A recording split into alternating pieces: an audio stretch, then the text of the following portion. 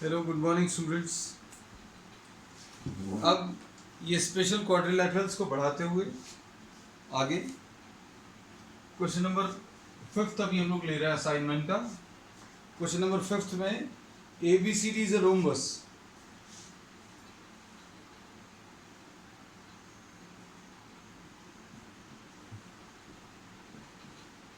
ABCD एक rhombus है जिसमें angle ACB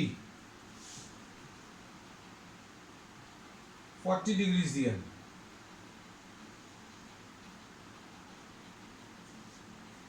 ACB is 40 degrees and you have to find out angle ADB.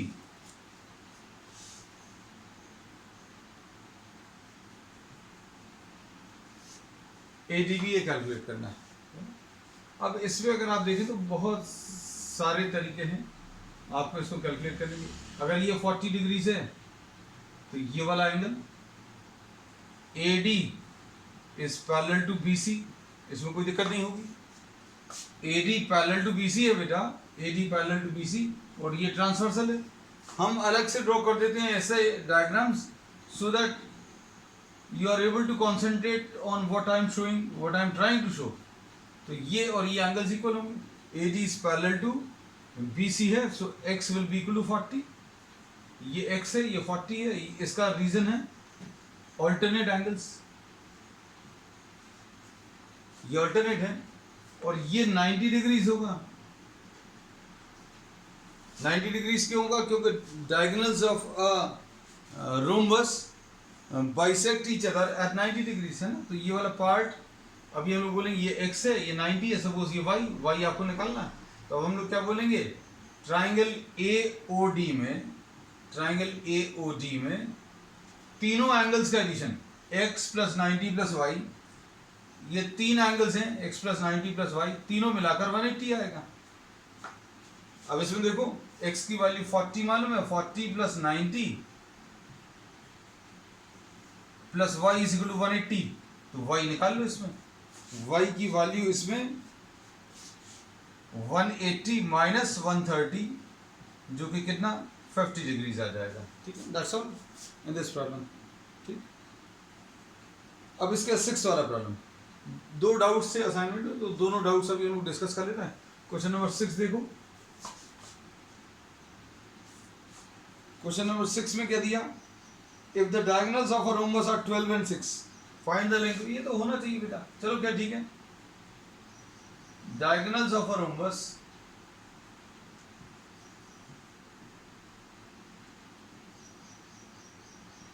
AC is given, AC 16 है और BD 12 है।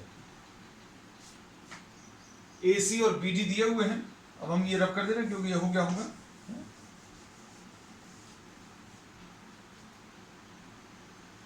You have to find out each side. अगर AC 16 है तो ये 8 आएगा, ये 8 आएगा और इसको O लिख दिया है ना। अब BD की वैल्यू 12 है तो ये 6 आएगा, ये भी 6 आएगा। ठीक, अब इसमें देखो ध्यान से, आपको BC square will be equal to OB square plus BC square. BC square की value OB square plus BC square will be equal to OB square plus OC square.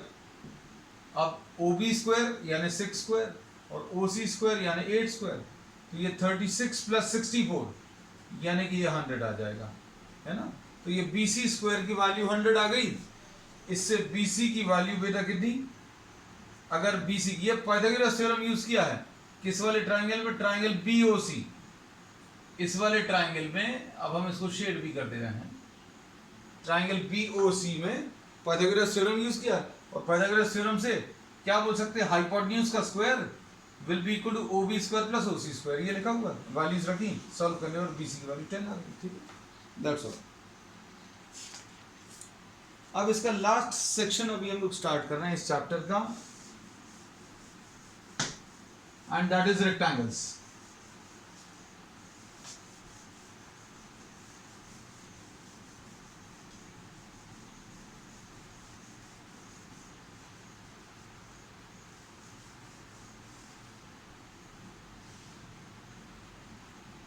Rectangles में अभी हम लोगों ने बोला ये भी एक स्पेशल टाइप ऑफ पैरेललोग्राम है।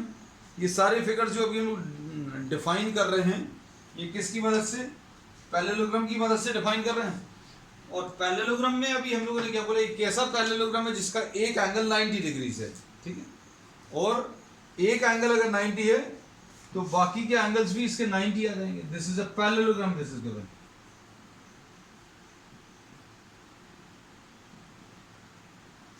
तो इसकी डेफिनेशन क्या है, ये एक ऐसा पैरेललोग्राम है जिसमें वन एंगल इज 90। अगर एक एंगल 90 है तो बाकी सब आप अपने आप कर लोगे, है ना। कैसे कर लोगे, suppose angle A, suppose angle A is 90, angle A 90 है। अब ये पैरेललोग्राम है, दिस इज गिवन, है ना। और अगर ये गिवन है तो अभी हम लोग क्या बोलेंगे, angle A will be equal to angle C. Parallelogram में, पैरेललोग्राम लिखा है ऑपोजिट एंगल्स, ये थोड़ा शॉर्ट में लिख देते हैं अभी हम लोग। पैरेललोग्राम में ये ऑपोजिट एंगल्स इक्वल होते हैं, तो angle A is equal to angle C, तो angle A will be equal to angle C will be equal to 90। मतलब ये 90 दिया था, ये 90 आ गया। और अगर ये 90 आ गया, फिर पैरेललोग्राम में ये भी मालूम है कि दो पैरेलल लाइंस में एडजेसेंट एंगल्स का एडिशन, एडजेसेंट एंगल्स का एडिशन जो है 180 होता है। तो क्या बोलेंगे, angle A plus angle B, ये वाला और ये वाला मिलाकर 180 है। अब थोड़ा सा सोच कर देखो, अगर इसको और इसको मिलाकर 180 आना और ये 90 है, तो क्या बोल सकते हैं, 90 plus angle B will be equal to 180। तो इससे एंगल बी की वैल्यू 90 आ गई। लो भाई, अब इसमें ये इसके बराबर था क्योंकि पैरेललोग्राम है, पैरेललोग्राम में ऑपोजिट एंगल्स इक्वल होते हैं। फिर एंगल बी जो है वो 90 आ गया। अब एंगल बी अगर 90 है तो बी किसके बराबर होगा, डी के बराबर होगा। बी अगर डी के बराबर है बेटा तो ये भी 90 आ गया, ठीक। तो इसमें इतना सा है। अब दूसरी इसकी ये प्रॉपर्टी,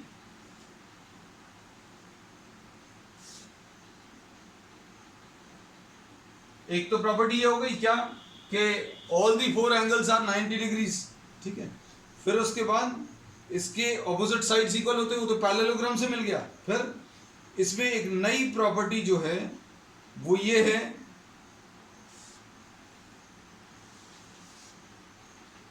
कि डायगोनल्स आर इक्वल। डायगोनल्स इसके इक्वल हैं। तो नेक्स्ट प्रॉपर्टी ये पैरेललोग्राम से अलग करती है इसको। हमने ये बोला कि ये तो पैरेललोग्राम है, अभी भी ये पैरेललोग्राम है, लेकिन ये वाली प्रॉपर्टी जो है ये इसको पैरेललोग्राम से अलग करती है। सारे पैरेललोग्राम रेक्टेंगल नहीं होते, ठीक है, लेकिन सारे रेक्टेंगल्स पैरेललोग्राम होते हैं। अगर रेक्टेंगल है तो इसका मतलब है ये पैरेललोग्राम कह सकते हैं। अगर ये रेक्टेंगल है, कोई रेक्टेंगल है तो ये पैरेललोग्राम होगा, ये निश्चित है। ये इंप्लाइज मतलब कंक्लूजन, अगर ये रेक्टेंगल है तो ये कंक्लूजन निकाल सकते हैं कि ये पैरेललोग्राम है ना, क्योंकि हर रेक्टेंगल जो है, every rectangle is a parallelogram. लेकिन अगर पैरेललोग्राम है, अगर पैरेललोग्राम है, this will not imply that this will be a rectangle. Her parallelogram जो है रेक्टेंगल होगा ऐसा नहीं कह सकते, है ना। तो अब इसमें अभी हम लोग ये बोल रहे हैं कि रेक्टेंगल को ये पैरेललोग्राम से अलग करता है, पैरेललोग्राम को ये रेक्टेंगल से अलग करता है। कौन सी वाली प्रॉपर्टी, कि डायगोनल्स इक्वल हैं। अब डायगोनल्स अगर आपको इक्वल शो करने हैं, डायगोनल्स इक्वल प्रूव करने, तो देखो हम ऐसे दो ट्रायंगल्स लेने की कोशिश करेंगे जिसमें दोनों डायगोनल्स आ जाएं। डायगोनल्स कौन कौन सी हैं बेटा, AC एंड BD आ गए। अब AC आ गया और BD आ गया। अब इसमें आप कौन कौन से ट्रायंगल्स ले सकते हैं AC और BD में, यहां पर ट्राइंगल ए बी सी ले लो, triangle A B C, triangle A B C और ट्राइंगल बी ए डी। ये देख लो कौन से दो ट्राइंगल से, ध्यान से देखना अच्छे से। इसमें ट्राइंगल ए बी सी यानी ये वाला हो गया, और A B D, A B D दिख रहा है क्या? नहीं दिख रहा है। ट्राइंगल ए बी डी ये वाला,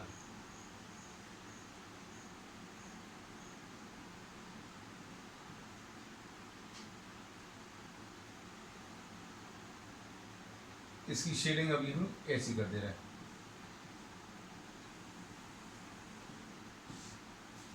अब तो दिख रहा है ये दो ट्राइंगल्स अच्छे से। इन ट्राइंगल्स की खासियत क्या है? दोनों के बेस सेम है, दोनों के बेस सेम है। दोनों के बेस क्या है? A B. ये देखो ए बी और ए बी। तो इन दोनों ट्राइंगल्स में क्या कह सकते हो बेटा? इन दोनों ट्राइंगल्स में हम लोग कह सकते हैं कि BC, BC ये AD के बराबर है। देखो जरा क्यों है बेटा, ध्यान से देखो। BC AD के बराबर क्यों है? BC जो है AD के बराबर क्यों है? क्योंकि ये ऑपोजिट साइड्स हैं। ये क्या है? Opposite sides. तो ऑपोजिट साइड्स रेक्टेंगल का मान लो या पैरेललोग्राम का, वो तो सेम होते हैं, BC और AD। उसके बाद AB is equal to AB क्यों है? AB देखो ये ब्लू वाले ट्राइंगल में भी है और ये ब्लैक वाले ट्राइंगल में भी है, तो AB is the common side. This is what the common side. अच्छे देख लेना। अब अगर दिक्कत जाती है, मान लो ये बात समझ में नहीं आती है, तो आप क्या कर सकते हो बेटा, हम छोटा सा डायग्राम बना के दिखा देना, छोटा सा। ये ब्लू वाला ट्राइंगल बना लिया और ये ब्लैक बना लिया, ये दोनों अलग अलग बना लो, ज्यादा आसान हो जाएगा। इसमें ये A है, ये B है, ये C है, ये A है, ये B है, ये D है, ऐसा बना लेना है ना। तो आपको, अगर कुछ लोगों को, कुछ स्टूडेंट्स को ऐसा होता है, अभी हम ये नहीं बोलते किसी की भी मैथ्स खराब है, किसी की मैथ्स अच्छी होती है, किसी की थोड़ी सी कम अच्छी होती है ना, तो अपन को अच्छा करना है। तो उसकी छोटी छोटी अभी हम टिप्स आपको देते जाते हैं। तो अभी हमने क्या बोला कि you can draw separate diagrams. Separate diagram अगर आप ड्रॉ करोगे तो BC और AD ये बराबर है क्योंकि ऑपोजिट साइड्स हैं। फिर इसके बाद AB दोनों ट्राइंगल्स में, फिर उसके बाद ये वाला एंगल A और ये वाला एंगल D ये इक्वल होंगे। अब ये इक्वल क्यों होंगे? ईच 90। तो इसके बेसिस पर क्या कह सकते हो बेटा? इसके बेसिस पर अभी हम लोग क्या कह सकते हैं कि triangle ABC will be congruent to triangle BAD। ठीक है। अब इसमें हम लोग ये बोलते हैं कि अगर ये ट्राइंगल्स कॉन्ग्रुएंट आ गए तो इसके करस्पॉन्डिंग पार्ट्स भी इक्वल होंगे। ट्राइंगल्स कॉन्ग्रुएंट है मतलब एकदम बराबर हैं। बहुत सिंपल वर्ड्स में अगर बोलें, ट्राइंगल्स की कॉन्ग्रुएंसी का मतलब क्या है? दो ट्राइंगल्स कॉन्ग्रुएंट तब कहलाते हैं अगर आप उनकी पेपर कटिंग करो तो पहला, और एक के ऊपर एक रखो तो पहला दूसरे को कंप्लीटली कवर करेगा और दूसरा पहले को कंप्लीटली कवर करेगा, ऐसा कह सकते हैं, है ना।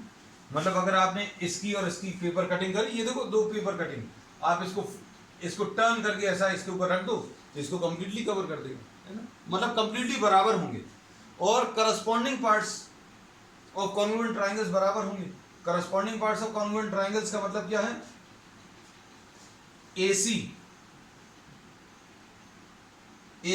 Will be equal to what? BD। AC और BD बराबर है, मतलब डायगोनल्स इक्वल है।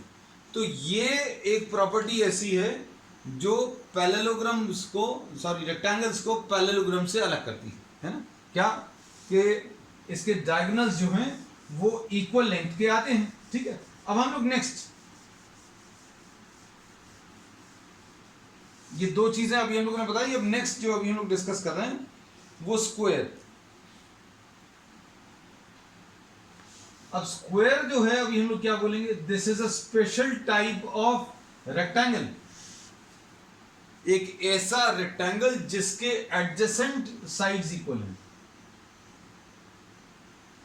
और सिंपल शब्दों में अगर बोले तो चारों साइड्स इक्वल हैं। भैया ये रेक्टेंगल तो है, सबसे पहले ये पैरेललोग्राम है, दूसरे नंबर पर ये रेक्टेंगल है। अब रेक्टेंगल से क्या अलग है?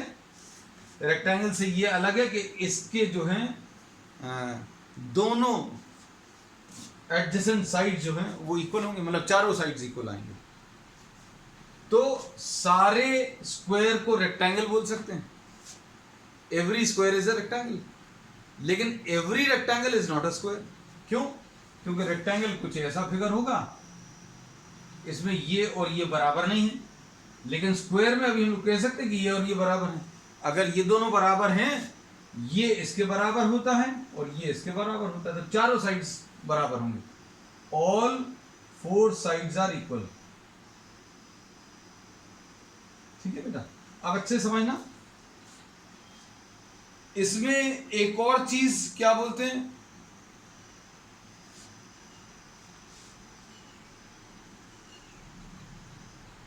हमने देखो थोड़ा सा ऑब्लिक करके बना के दिखाया है, मतलब थोड़ा सा लंबा रेक्टेंगल। इसके डायगोनल्स बराबर होंगे ये तो निश्चित है, ये भी हम बता चुके हैं। लेकिन इनके बीच में एंगल्स कितने होंगे? क्या ये एंगल्स 90 डिग्री जैसे दिख रहे हैं? बिल्कुल नहीं। हमने जानबूझकर थोड़ा सा इलोंगेटेड रेक्टेंगल बनाया ताकि आपको क्लियरली विजुअलाइज हो जाए।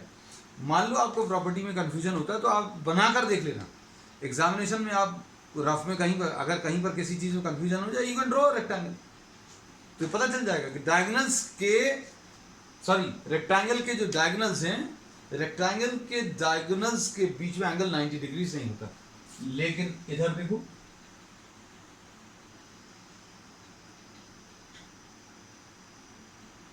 तो ये प्रॉपर्टी अलग है। तो अब इसमें क्या क्या चीज बोलेंगे? Opposite, sorry, all four sides equal.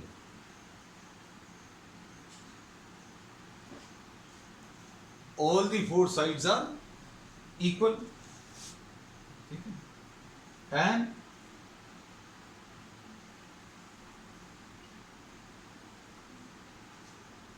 Diagonals भी इक्वल होंगे, एंड डायगोनल्स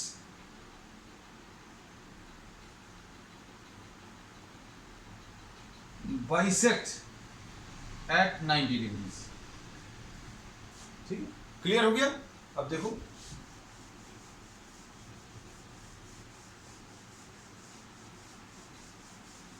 देखो अब तुम लोगों को एक अच्छा से समरी जैसी दे दें अभी हम आपको।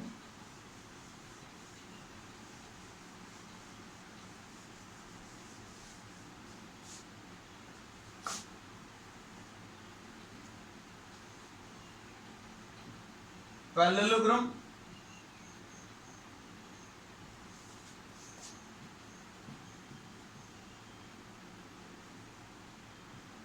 Rhombus, rectangle,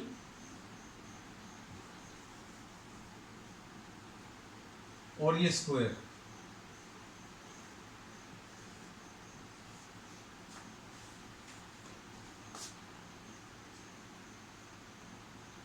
opposite sides equal. सारी चीजें क्लियर हो जाएंगी बेटा। ऑपोजिट साइड्स इक्वल किस किस में होता है? इसमें भी होता है, इसमें भी होता है, इसमें भी होता है, इसमें भी होता है। ठीक है, बहुत इंपॉर्टेंट है ये। अब इसके बाद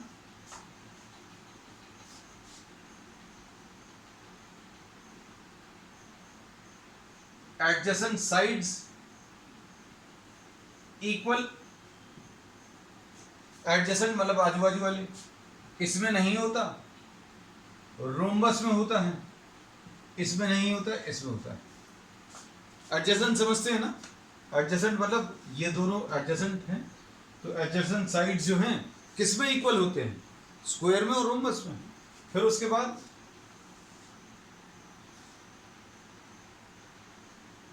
डायगोनल्स इक्वल,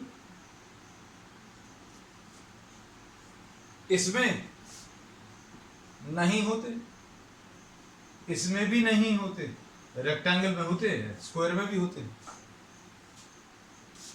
फिर उसके बाद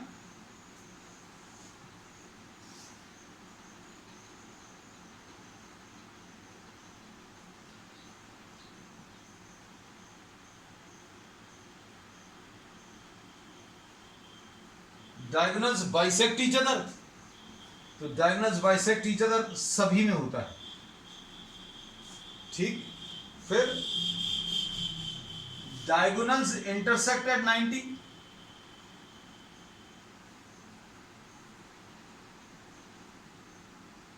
बहुत अच्छी है। अभी हमने एक समरी बनवा दी है, ये आपको किसी भी किताब में नहीं मिलेगी। डायगोनल्स बाइसेक्ट, इंटरसेक्ट की जगह बाइसेक्ट एट 90, इंटरसेक्ट भी लिख सकते हो, बाइसेक्ट एट 90। बाइसेक्ट तो करते हैं ये पता है, लेकिन 90 डिग्रीज में इसमें नहीं करते, इसमें करते हैं, इसमें नहीं करते, इसमें करते हैं।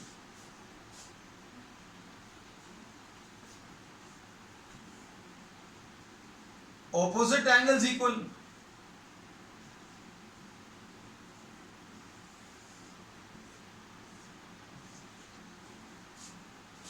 ऑपोजिट एंगल्स इक्वल किस किस में आते हैं? इसमें भी आता है, इसमें भी आता है, इसमें भी और इसमें भी,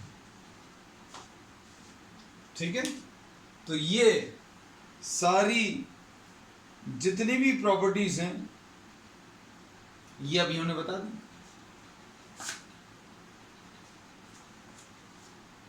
अब एंगल बिटवीन एडजेसेंट साइड्स, ये और ले लो, angle between adjacent sides 90 degrees.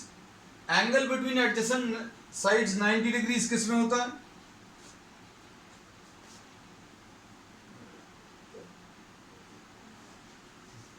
Adjacent sides के बीच में एंगल, आजू बाजू वाले जो साइड्स हैं उनके बीच में एंगल 90 डिग्रीज किस किस में होता है? रेक्टेंगल और स्क्वायर में होता है, इसमें नहीं होता, ठीक है। रब कर दें। So these are what we have summarised all possibilities, जितनी भी पॉसिबिलिटीज हैं वो सारी अभी हमने इस टेबल में समराइज कर ली। बाद में इसको ड्रॉ कर लेना, ठीक है, वीडियो को दोबारा देखकर, और you can just have a screenshot of this.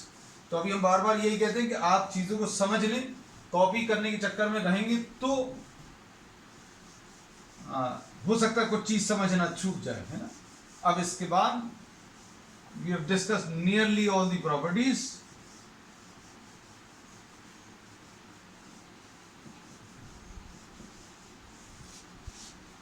अब इसमें देखो प्रॉब्लम ले लेते हैं।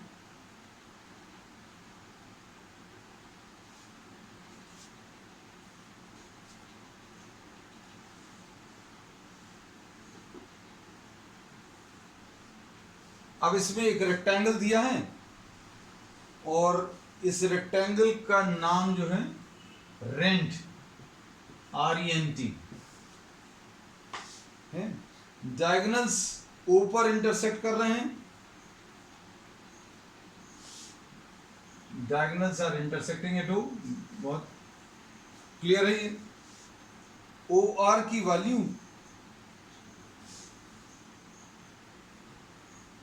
OR की वैल्यू 2x+4 दिया है,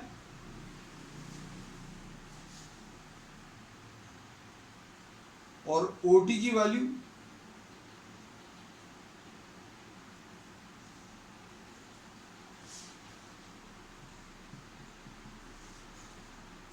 OT की वैल्यू 3x+1 है। अरे वाह, ये अच्छा क्वेश्चन है, देखने में लग रहा है बहुत सिंपल सा। OT,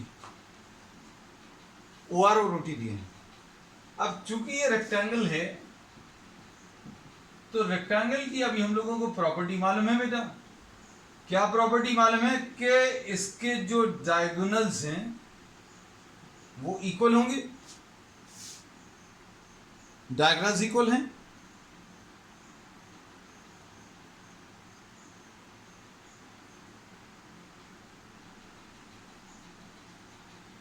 अब डायगोनल्स अगर इक्वल हैं तो हाफ इनका ये भी इक्वल आएगा। दोनों तरफ क्या किया, 1/2 से मल्टीप्लाई कर दिया। भाई कोई दो चीज, जैसे मान लीजिए 10 = 10 दिया, अगर आप इधर हाफ से मल्टीप्लाई कर दोगे तो इधर 5 हो जाएगा, फिर बराबर नहीं बचेगा। लेकिन दोनों तरफ हाफ से मल्टीप्लाई कर दोगे तो भी बराबर रहेगा। हाफ इधर किया तो 5 आ गया, इधर हाफ किया तो भी 5 आ गया। कहने का मतलब क्या है, हाफ ET जो है OT के बराबर आ जाएगा। हाफ NR जो है OR के बराबर आ जाएगा। अब OT हमें मालूम है बेटा कितना है, 3x + 1, और OR कितना है, 2x + 4। सॉल्व कर लो बेटा जल्दी से, जल्दी बताओ आंसर। अब तुम लोगों का काम शुरू हो गया।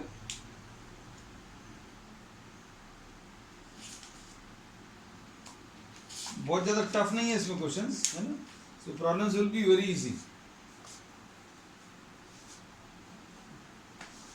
कितना आ रहा बेटा, 3x - 2x = 4 - 1, तो x की वैल्यू 3 आ गई।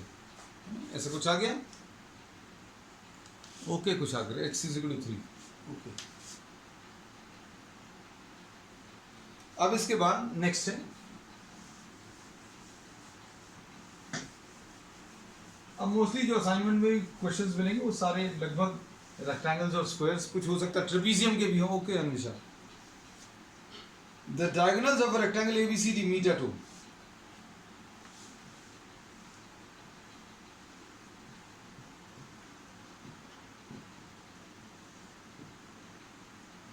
The diagonals meet at O. Okay. Angle BOC = 45 degrees. Angle BOC = 44 degrees. Sorry. Angle BOC.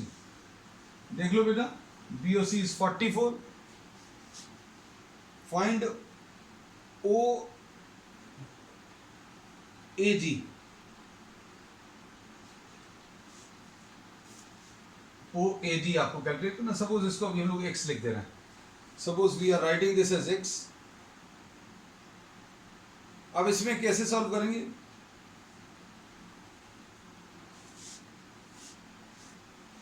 अब ये देखो, ये 44 है, तो अभी हम लोग कौन सा वाला एंगल निकाल सकते हैं, ये एंगल तो निकाल सकते हैं। सपोज ये y लिख दिया, तो 44 + y = 180। 44 + y = 180, तो y निकाल लो बेटा कितना आ रहा है, y = 180 - 44 निकालो बेटा, कितना आएगा ये, 136 आ गया।